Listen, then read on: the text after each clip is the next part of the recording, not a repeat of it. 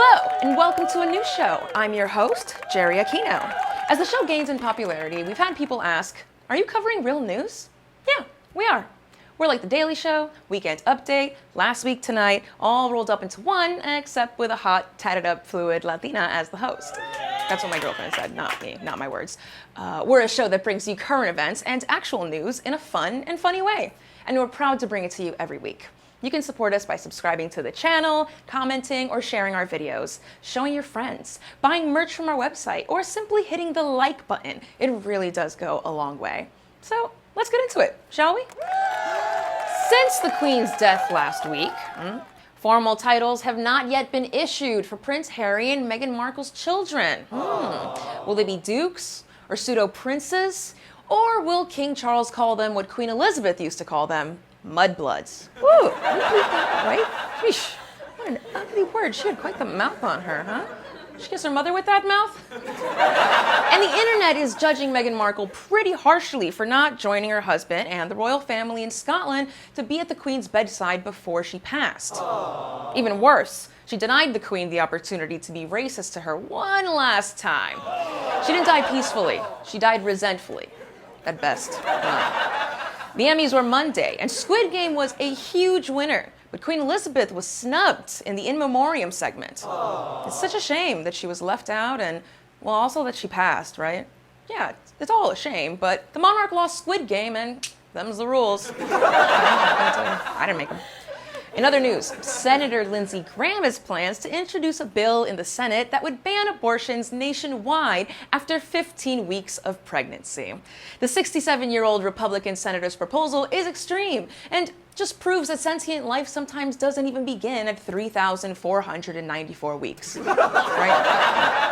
And finally, MyPillow CEO Mike Lindell said that FBI agents seized his phone as part of the investigation into 2020 election interference. They pulled up to his car at Hardee's drive-thru, right? The FBI didn't have to work that hard to find him. They just showed up to Hardee's and, well, like a bear going to the river to get salmon, Lindell was there moments later. Stick around. We have more show. Hello, and welcome back. I'm Jerry Aquino, and I'm standing next to a big screen. A new book called The Divider, Trump in the White House 2017 to 2021 is coming out soon, which details some of the former president's ideas during his time in office. Let's take a look at it in this week's The Standin. One of the stories covered in the book is Trump's efforts to buy Greenland from Denmark. The book reveals he was much more serious about it than previously known. Meetings were held over several months to look into it.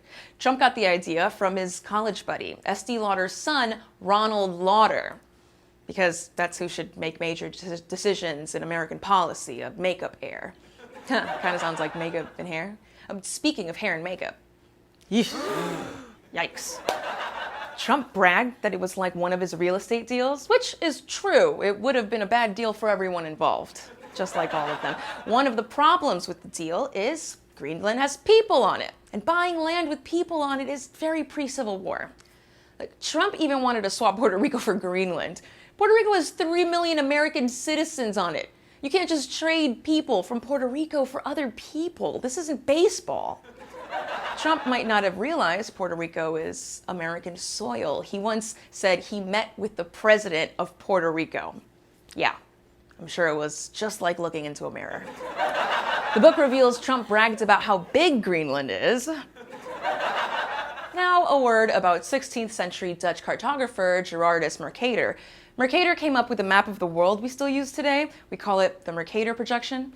You see, the world is round like an orange, sorry, flat earthers, and no matter how you slice it, something has to be distorted on every map. So Mercator said, I want my map to accurately show direction so that a navigator can pick a location and direction, and the map will show exactly where they'll end up if they travel in a straight line. But the kids said, Mercator, that's cool, but that'll mean you'll totally distort the sizes of lands so that the land closest to the equator will look much smaller than it is. For instance, African lands and the land furthest from the equator, say Northern Europe lands, will be the most exaggerated. So, to be clear, the sizes of African ones will be shrunken and the Northern European ones will look absolutely massive. Still talking about maps here. Come on, focus, bring it in. Still still talking about maps. Here's a Mercator map showing that Greenland appears to be the size of Africa. But that's because Mercator was projecting, and in fact, Africa is 13.5 times larger than Greenland. 13.5 times. Okay, now that seems like an exaggeration. Fellas, you've been in a locker room before, right? I mean map store, obviously. So when Trump was saying it was huge, he was also projecting about the size of his Mercator. So after months of meetings, Trump's plans were leaked to Denmark, and the Danes rejected the idea outright, and the idea died.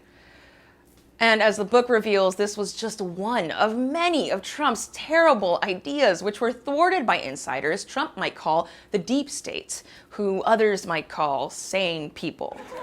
This has been the Stand-In. We'll be right back.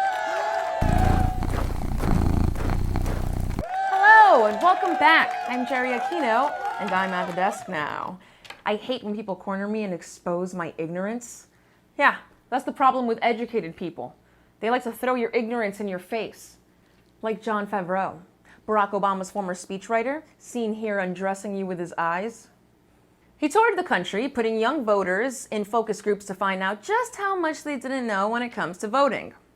How many of you plan on voting in the midterm elections this November? What is that?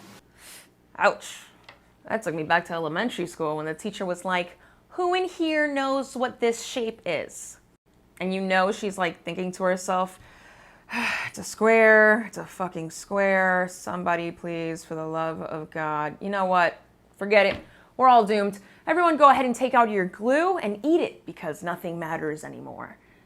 Who is your member of Congress, and do you think they're doing a good job?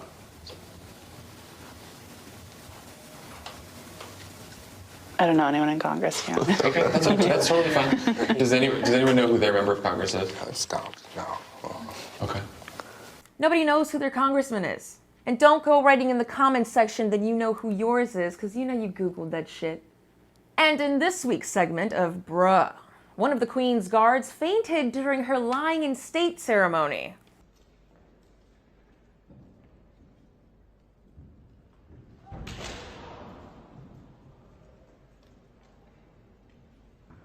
Damn! Off the step and on his face. The guard behind him didn't even try to help. Roll it again.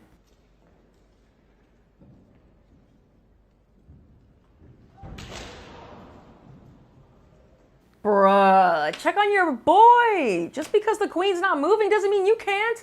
Some bad old buddy you are.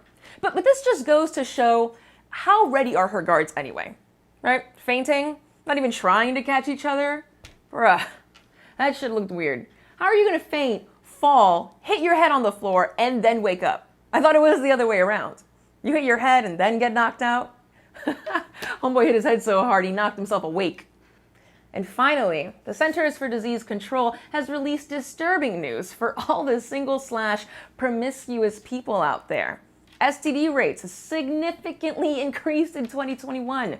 With syphilis rates seeing the biggest annual increase in more than 70 years. So the next time you go home with a stranger from the bar and something don't look right, don't be afraid to ask.